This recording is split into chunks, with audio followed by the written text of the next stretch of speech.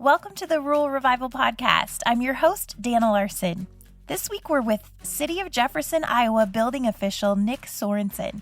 Nick has played a key role in saving and restoring a number of historic buildings in Jefferson, and he's sharing the strategies that have worked to make these projects successful.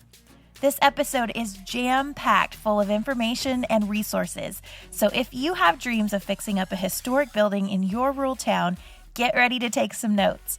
Here we go with Nick Sorensen.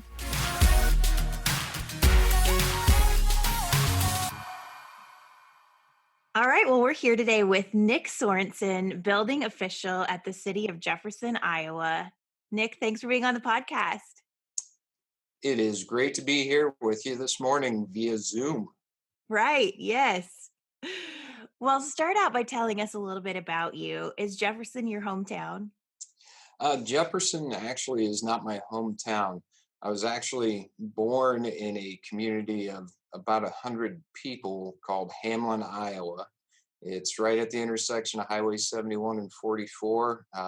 It's got Daryl's Place, which I need to give a shout out to them. They've got Iowa's Best Tenderloin Award before, and I was within walking distance of that. But later in life, we moved to Exira, which was just to the south of there. And that's where I was born and raised. Grew up on a farm just 2 miles outside of Exira. Had to ride my single speed bike into a baseball practice on gravel, 2 miles one way. Graduated from there and actually went to Leadville, Colorado and studied outdoor recreation. And when I was out there, I was being drawn back home. So came back home and went to Iowa State for industrial technology and performing arts. And the big school scene wasn't exactly for me. So I went to Des Moines Area Community College and studied criminal justice. And from there, I was hired by Exira Police Department. And it didn't take too long to discover at 21 years old that you don't want to be a cop in your hometown when they can remember how ornery you were just 3 years earlier when you're in high school. So I applied for Jefferson PD in 2003, and I've pretty much been here ever since. And that's how I got to Jefferson. Okay. Well, how has your job evolved over the years since you have gotten to Jefferson? Well, it's been kind of an interesting ride. When I was in high school, my father worked secondary roads for Audubon County, but he was also a mason. So I was his tender whenever he had any masonry side jobs.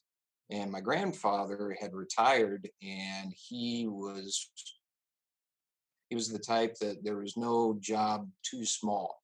And he hired on us grandkids to help him out. So if somebody needed a light bulb changed, we'd go and do that, or we would shingle a house.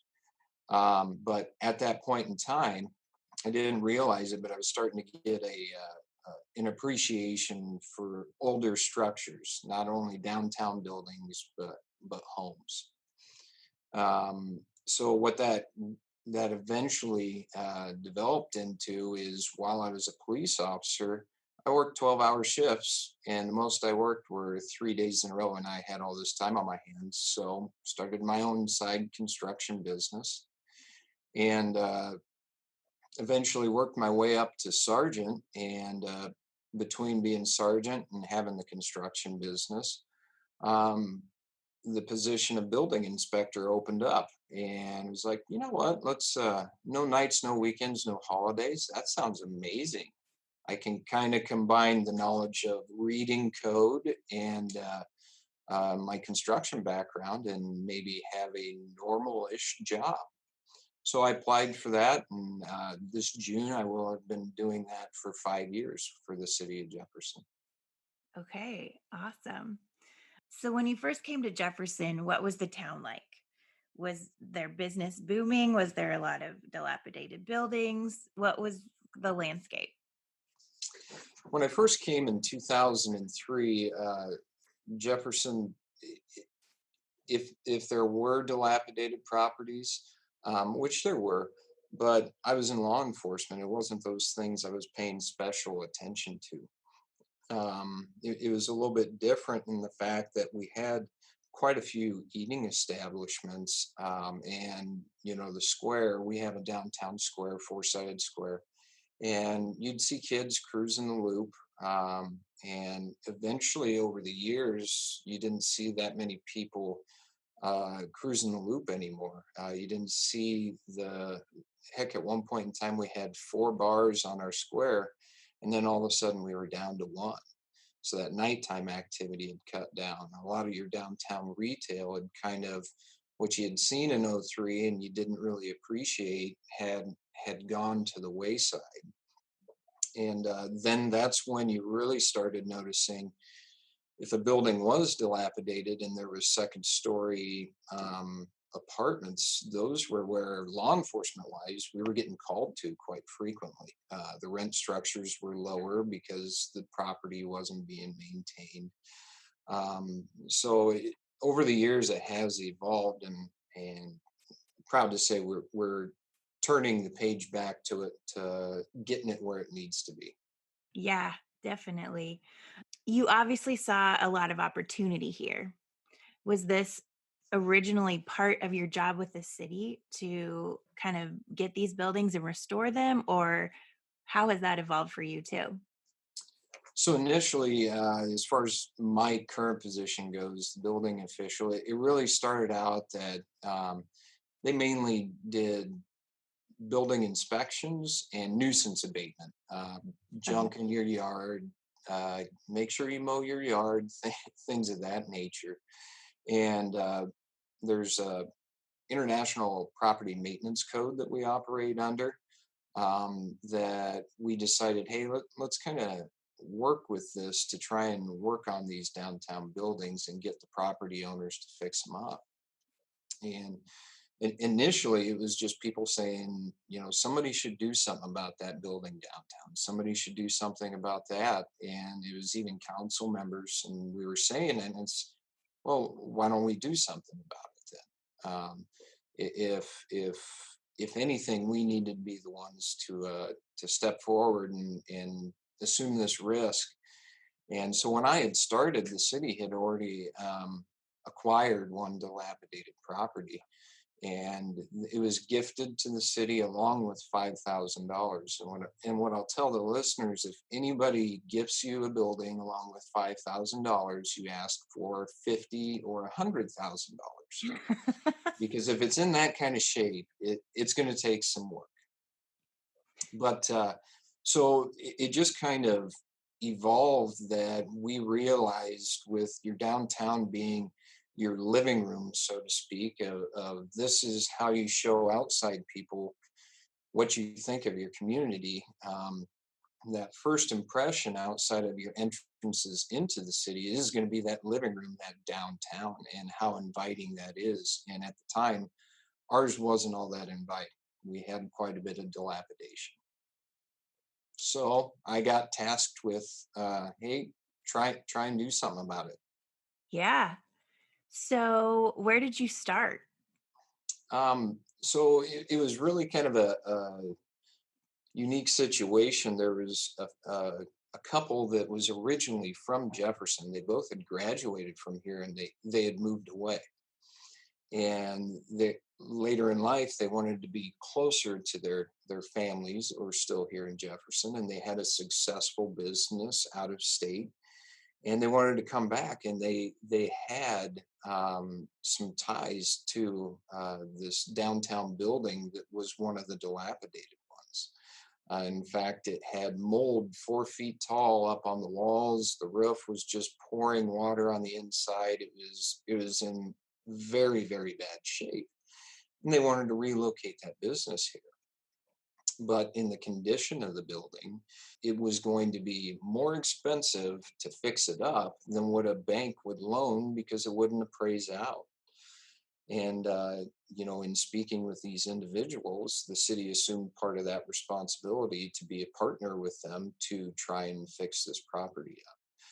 And that's how we kind of, hey, there's kind of a little bit of secret recipe here, that if you get that public private partnership, and we have a wonderful Main Street organization with volunteers, and it gives great access to resources that normally rural wise we really wouldn't, whether that's design assistance or just professional individuals that know about these buildings. Because to be perfectly honest, what do I know about a 120-year-old downtown building being a cop for 13 years? They helped us out tremendously, and through a grant through Iowa Economic Development Authority, the city using tax increment financing, and that couple that wanted that building, we were able to save one from falling in on itself. And now it's got second story apartment that they live in, and they operate the business down below, and it's very successful. So did that just kind of start a domino effect? It did. It was what we realized was when we got into that is the reason people don't do anything with these buildings is because when you go to a bank to get a loan, they're only going to loan you what it's going to appraise out at, and you're going to be expected to have 20% of that. And if it's going to take 400,000 on a building that's going to appraise out at 170 after you're done, the bank's not going to loan it. The equity is not there. Unless you're flush with cash and that building's extremely important to you, that project just really is not going to happen. So what we did was we looked at the ones that were in the worst case scenario, the ones that were just going to take an extreme amount of risk and money to get it to the point where it's a desirable property for a business, and we started tackling those. So you've been able to buy some of these buildings for $100 or even less than that, right? Tell us more about that. Well, so yeah, right now, um, I think the most we spent for a building was $6,600, and again, the least we spent was they gave us $5,000 and the property. Yeah. One property we bought for $100, another property was for $50, and another property was gifted to us. Well, part of that is that property maintenance code is saying, hey, by our ordinances, your property is violating those laws that we have here in Jefferson. And a lot of times it's not even the current owner's fault. These buildings have been neglected for the last 50, 60, 70 years. And it's changed ownership so many times that when they buy it, they may have the best intentions in the world, but they don't realize the amount of expense and the amount of liability that they just assumed.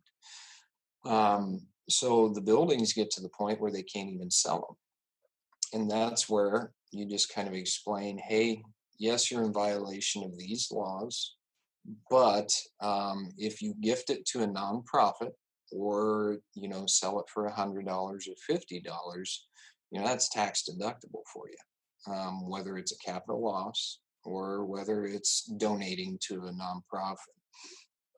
Either way, the city is going to see to it that this property doesn't fall in on itself.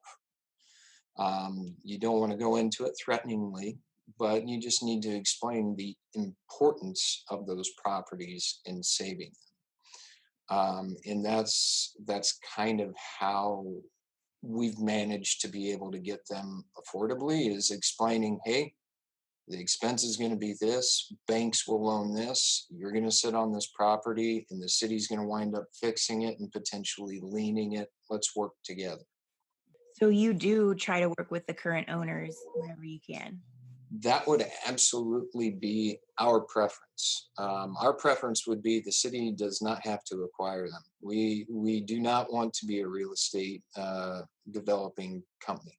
We'd love to be a partner to help those properties, but that's all we can do on that. What do you think the key ingredients are to making these restorations work? It's definitely the public-private partnerships. whether it's through your volunteer groups or financial assistance. They're you kind of got to have your team put together. We didn't have a team put together, and we kind of learned that along the way. But for that end result to be what you want, it's definitely public-private partnership. As many grant funds as you can get, but that's not always going to be there. So it's understanding navigating tax credits, whether historical, even with workforce housing tax credits here in Iowa that can be used for the second story living. It's definitely team effort, but when I say team, to break it down to its broad, it's public-private partnership.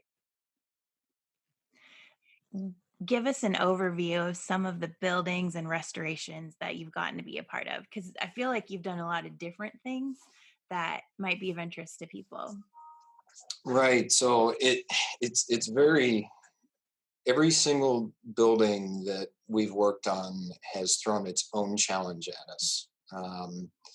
Anywhere from, we did a community development block grant where 13 buildings got fresh new facades, and you're working through those and you think you know what's going on, and then all of a sudden you have to tear the entire front of a building off and rebuild it unexpectedly. But as far as the city's concerned, a lot of them, what I've discovered is, and many people will tell you this, is it starts with tuck pointing and the roof. If it doesn't have good tuck pointing, and if it doesn't have a good roof, those are major expenditures that are going to turn into big problems on down the line. That first project that I was speaking about with the individuals that had the business and wanted to relocate, that was a wonderful project where we got to partner up. There's other projects where it's just us right now, getting it to what's considered a white box shell. Making sure the outside structure, you have storefront glass, new storefront glass assemblies, entries, tight facade with brand new roof, so that nobody has to worry about those big expenditure items. And then they can just come in, and we don't have walls put up. We don't have, plumbing exactly where a bathroom might go. They can come in and make it theirs. And that helps us more so on our business recruitment side of things. But we've tackled ones with bad roofs. We've tackled ones that had unfortunately experienced substantial fire damage that in some communities you might just bulldoze. Thankfully, our fire department was very good at extinguishing it to the point where we could salvage the building. And it was a three-bay building that was one business, that now we pull that facade off, and there's three individualized buildings there that could be three different businesses, or it could be one business. It just helps you diversify that. We had one that the parapet was leaning so bad, I was concerned that we contacted a friend of mine who's got a boom truck, and I got on the roof just to try and pull the parapet over so it wouldn't fall out into the street and it wouldn't budge. And 2 weeks later, it was laying on the roof. So then all of a sudden now you're contacting insurance companies and things like that. So maybe I shouldn't have yanked so hard, but at least it fell on the roof and not out into the street.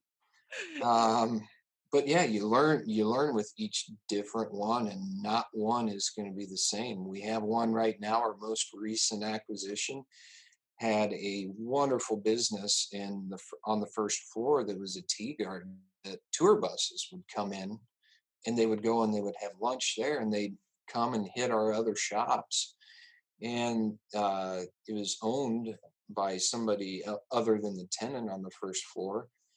The second floor, they left the water on but shut the heat off because it was vacant, and it dumped 40,000 gallons of water from the second story all the way through the first floor.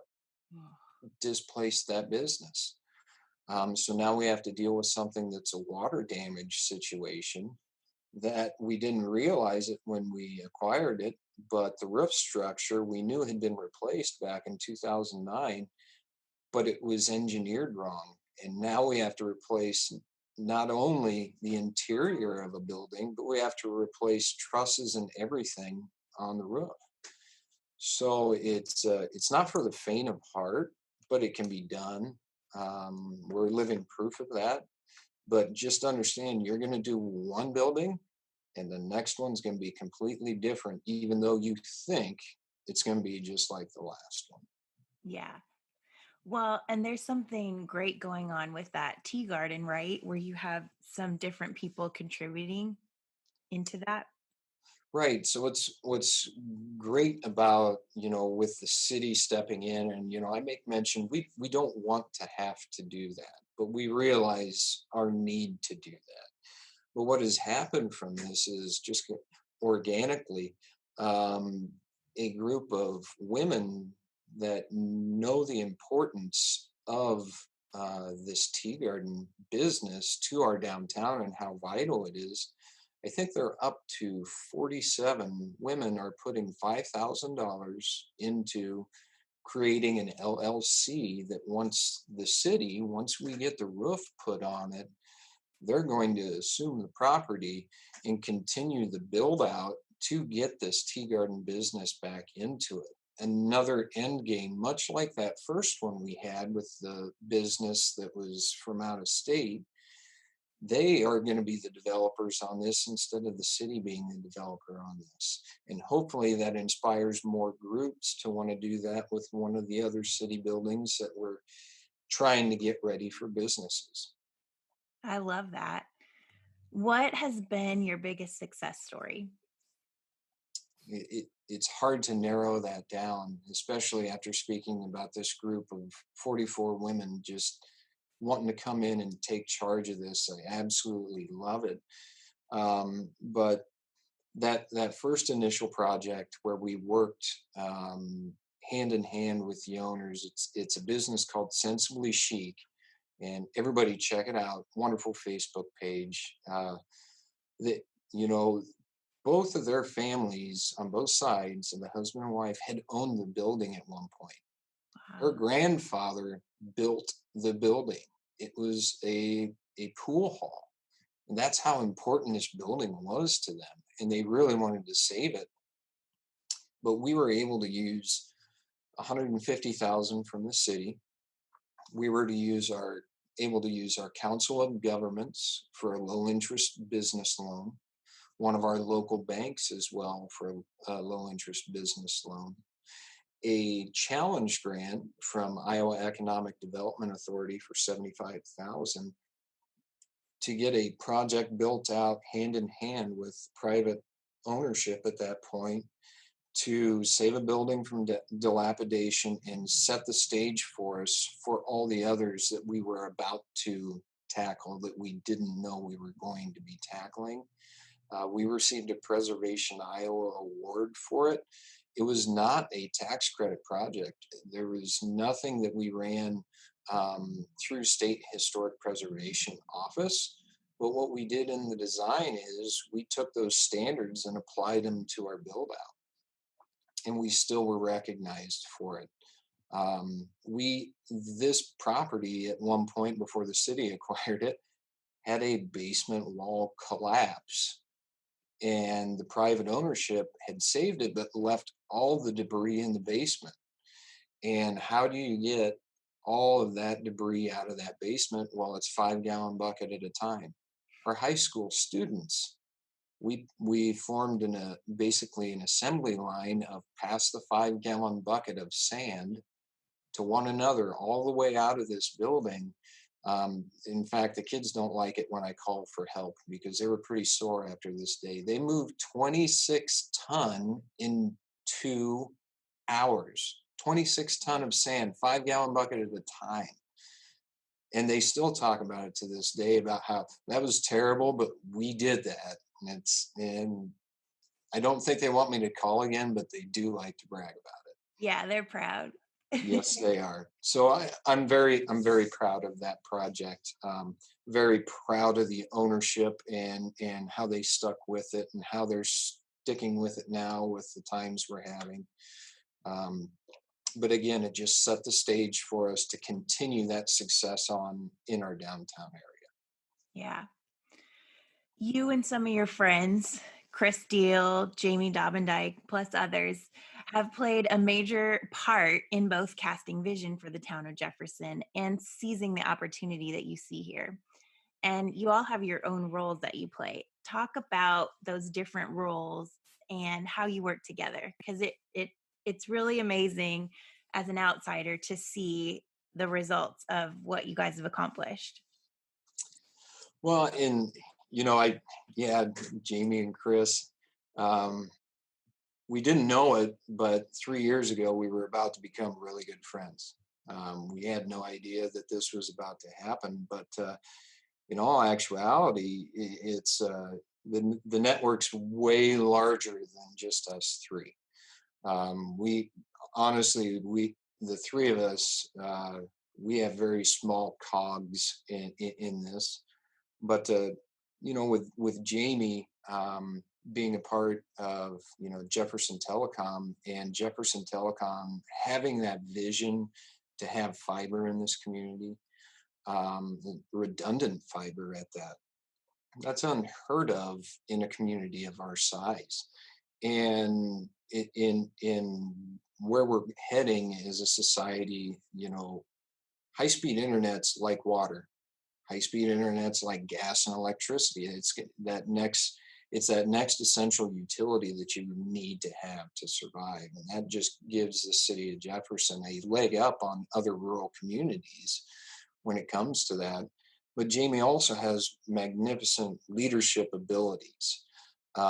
He knows how to fan the flame behind somebody when they have this idea, and to encourage them to go about it. He's the president of our Main Street organization, and he knows how to say to those volunteers, just turn them loose. They always say it's herding cats. Jamie's very good about putting the cat food out there. That's how you herd the cats. Put the cat food out there.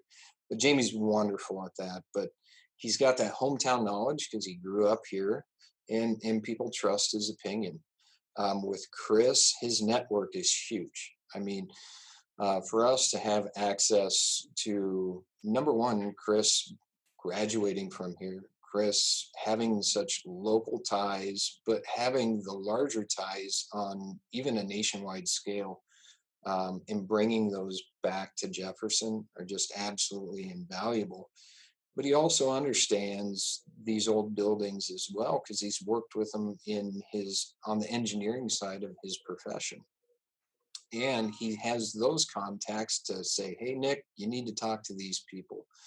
But not only that, he I don't know if he chews on coffee beans throughout the day, because I'll get emails from him at 1 o'clock in the morning or 3 o'clock in the morning, and then all of a sudden at 6 o'clock in the morning I'm getting another one. I don't know how he juggles as much as he does. The man's amazing, and we're extremely fortunate to have him here.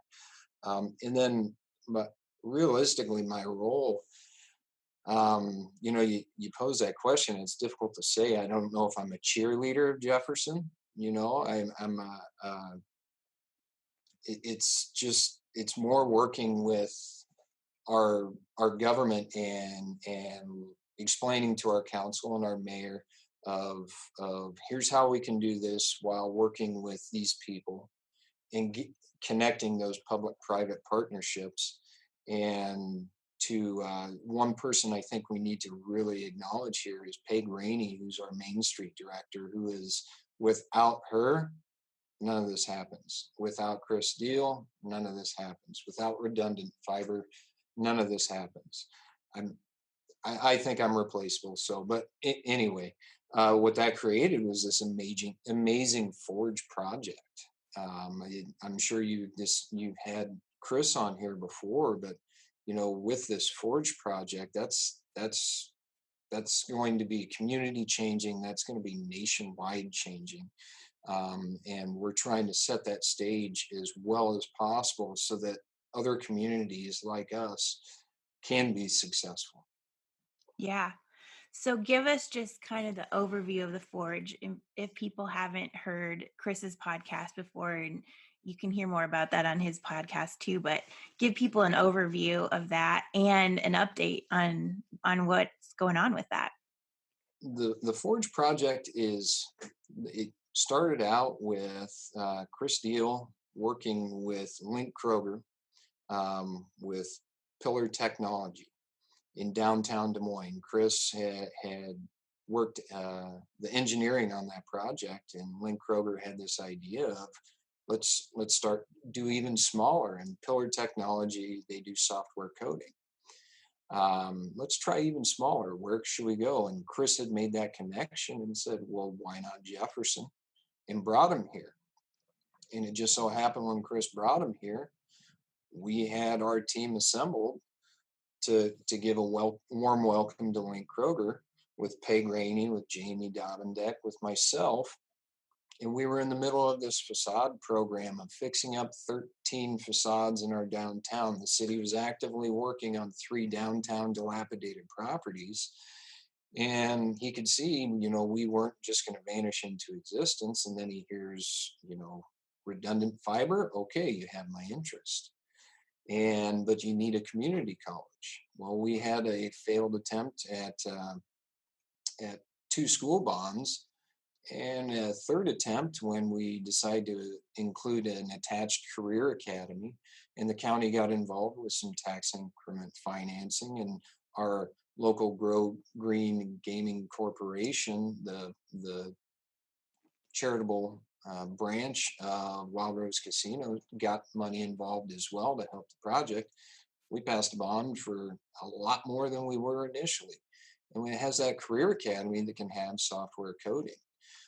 So then we had lined up a developer for the building. That's what we needed next. Well, what that turned into is East State Street Properties LLC, which is a fancy name for Chris Deal. Chris Deal decided to be the developer on the project. And then Chris and I, we worked out how we could do some city finance to help with it. We applied for a Catalyst grant through Iowa Economic Development Authority. And it was a historic tax credit project, which we had only had one in Jefferson until that. And so it was a learning process for all of us. And then now all of a sudden we have a downtown building that had an assessed value of maybe $40,000, went through a $1.8 million build out that's going to house anywhere from 30 to 40 employees and software coding, making anywhere 65, 85,000 a year. And so the update on that is the build out is done. It's a magnificent facility. Right now we have students going through the curriculum for the software coding that hopefully within the next year, they'll be in the Forge and actively working. Our career academy isn't built yet. That's due to be finished next year along with our new high school. So it's very exciting, and we can't wait to see those students inside that building. Yeah. Yeah, I love it. It's creating opportunity and just doing something new that I think can translate beyond just the technology world. I think a lot of different industries can look at that model and learn from it. So it's really, really a cool project. Absolutely. Thank you. We're pretty proud of it here. Yes. What advice would you have for people wanting to restore historic buildings in their towns? I mean, you've obviously learned a lot. So what would you share with them? And so you're saying learn from my mistakes. And that's the way they should. Absolutely. I made mention of this team, this team concept. For all the Marvel fans out there, it's kind of like Avengers Assemble. We've got a project. Let's get that team together. And that team, it can be vast at times, and it can be small at times. But you need to figure out what your team is as far as those that go in and get things done. And you need those on the private side and the public side. So whatever council members, mayor, board of supervisors to get on that team to talk about that public side of funding sources. You definitely want your local economic development group on your side as well, because there's another financing or potential grant opportunity to help your projects out. You realistically should have architect, engineer, and attorney on your side as well, because at the end of this, that you want the projects to be good quality and safe, and that's where your architect and engineer come into play. And then the attorney on the backside, you're going to turn that property over to somebody eventually, and to be able to have the right economic development agreement to be able to turn a property over that you have far more invested than what they're purchasing it for, to have forgivable loans and things of that nature. But just maybe the biggest piece of advice I would say is have at least 25 to 30% contingency built in, because there's all kinds of unknowns that you're going to find out once you start tearing into these. Yeah. Any resources out there that have helped you, whether it be, grants or just websites to help you understand codes or things like that? Right. So, I rely heavily, as I mentioned, on Main Street, Iowa.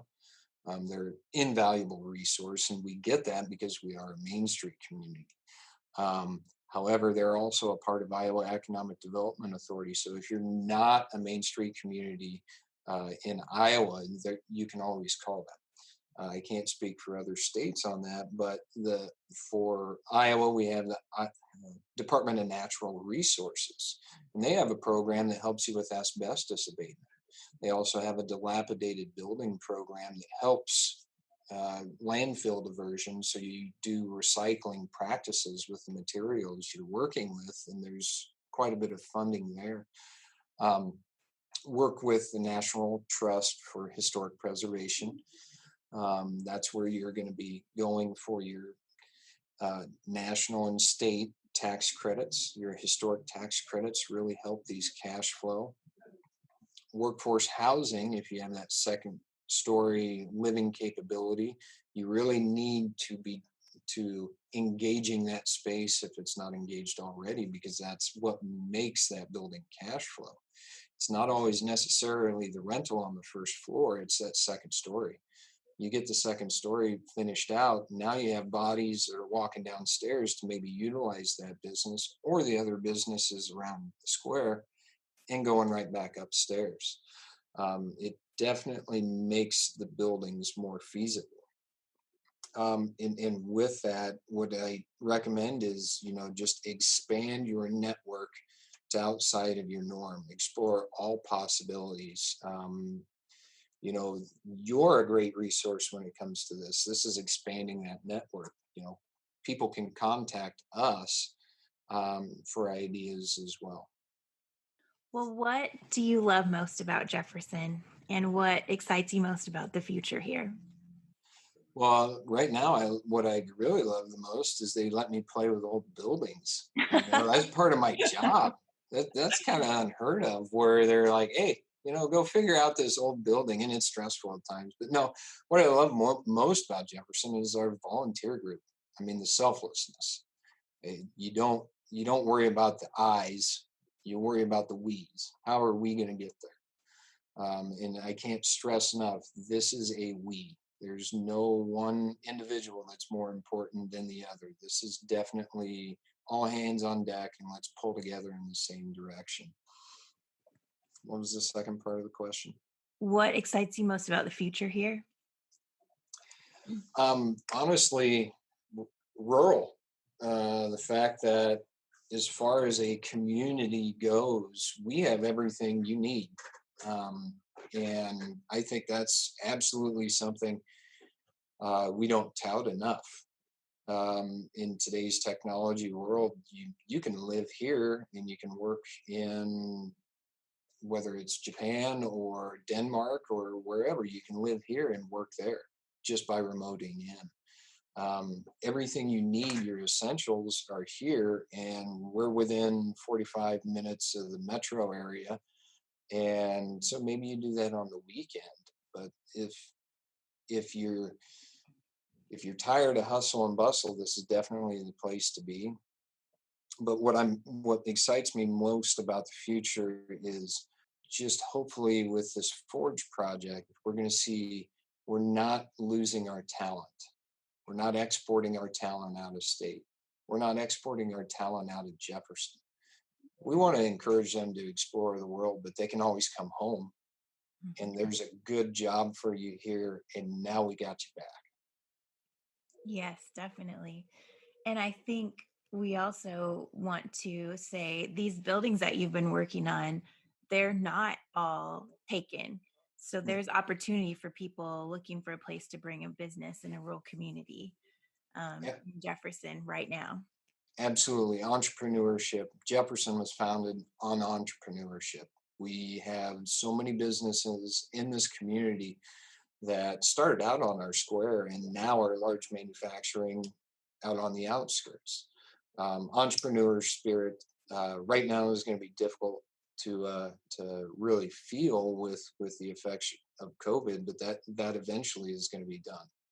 And we're going to be here and we're going to be ready and we're going to say, hey, if we have a marketplace gap here, via our Esri data or anything like that, or you have a unique idea that we want to be a part of, we want to be a part of it.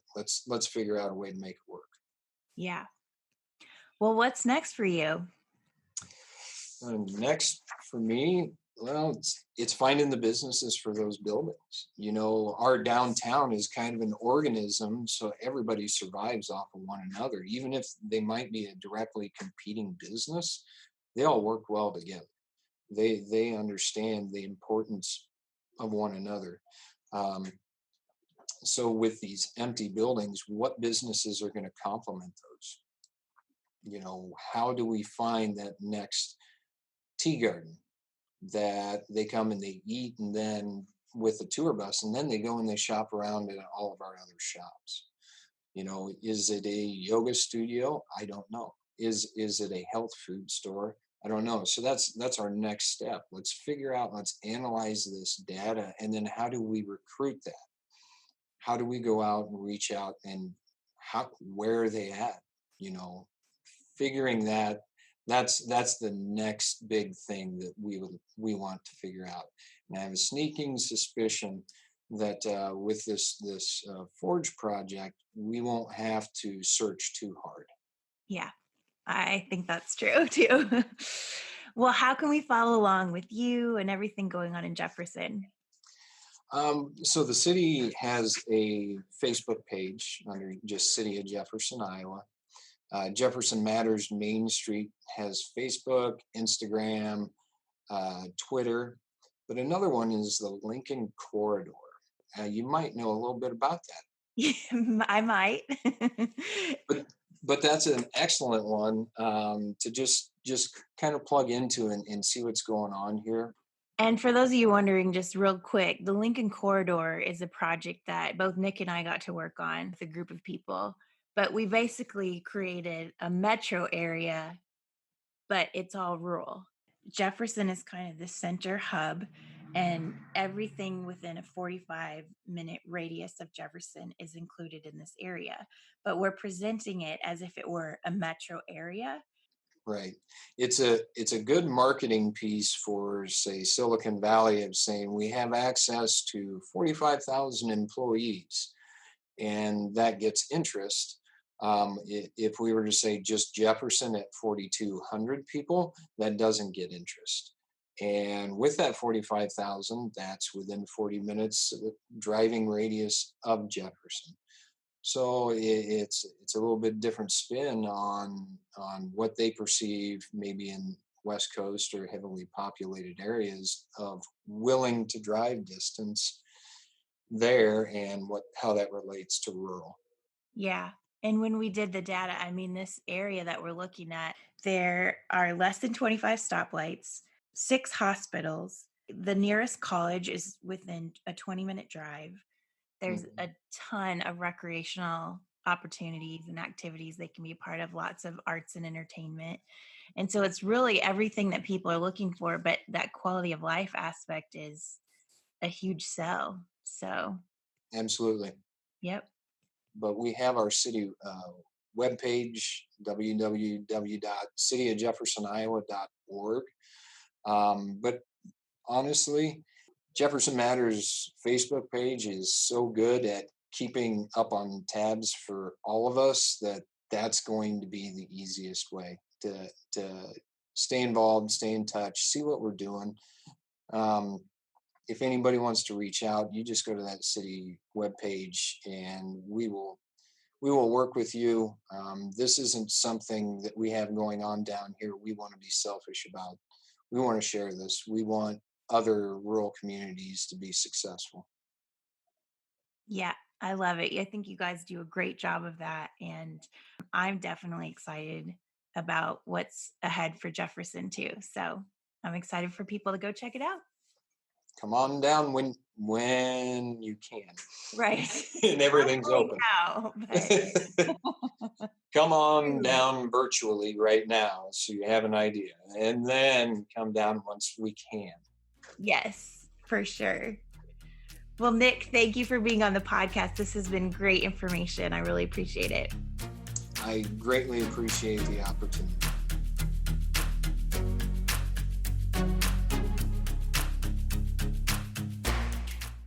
Well, I love hearing Nick break down these projects and how they have come together, and I hope that it has sparked some ideas for what might be possible in your small town.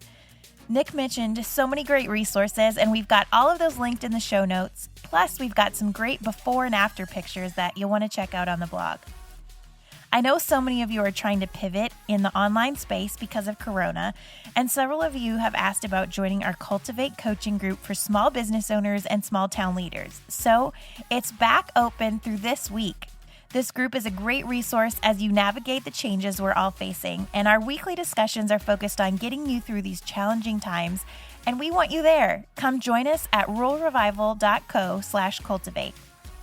Huge thanks to Nick for being on the podcast, and thanks to you for tuning in and staying with us as we record these podcasts remotely during quarantine.